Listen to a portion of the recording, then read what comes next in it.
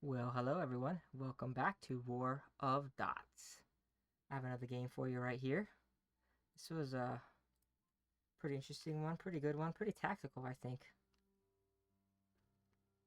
Once again, 7th Reich versus Gutsy. And there's a good bit of maneuvering around.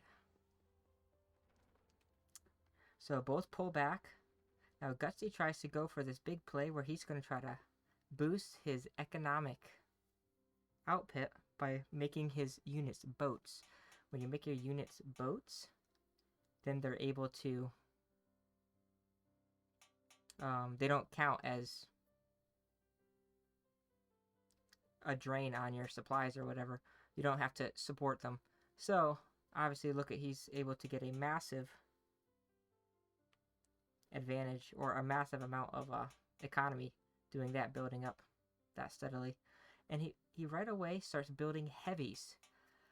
However, I think, me personally, this is kind of a problem on this course because the heavies are so slow, especially with so much forest terrain.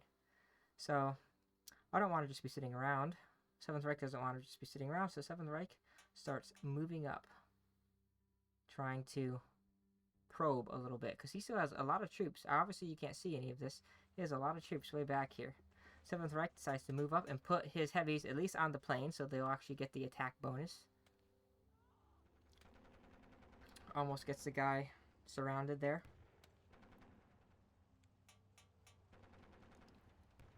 And so now he decides to start attacking this city right here. And he's gotten close enough now to where the unit on the city will not heal. Will not heal. See, 7th Reich has more troops built up because even though, yes, it's not taking any of the economy when you have all of these units as boats, however, it still is draining the unit's soldier count. So, because of that, he's been draining his unit soldier count quite a bit. As you can see, though, Gutsy puts a ton of heavies right around this. His upper line is a bit bare, though.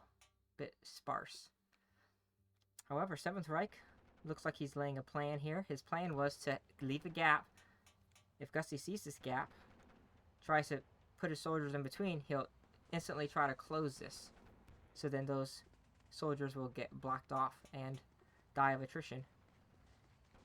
So as he has that trap set up, he's also going to be, well, 7th Reich is also going to be attacking now this front line. A lot of heavies. He's going to have to rotate well to get through.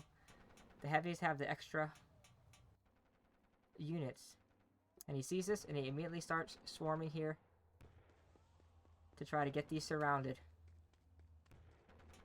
And he's barely able to. It keeps going off and on. They're barely surrounded. Sometimes they are, sometimes they're not. They're barely surrounded. In the meantime, it keeps trying to rotate around this line.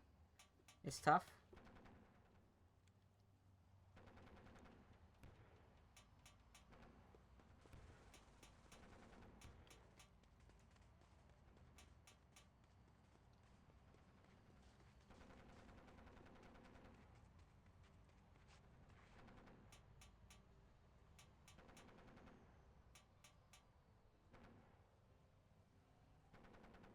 As you can see, a lot going on. He's still trying to get the surrounds up here. This line's collapsing. Still has a 40k troop advantage, 7th Reich does. However, that is falling pretty quickly. He gets these guys surrounded. And he sees that. They start attritioning quickly. The troop count starts dropping. He's trying to get surrounds up here of his own. Once again, starts getting these surrounded again.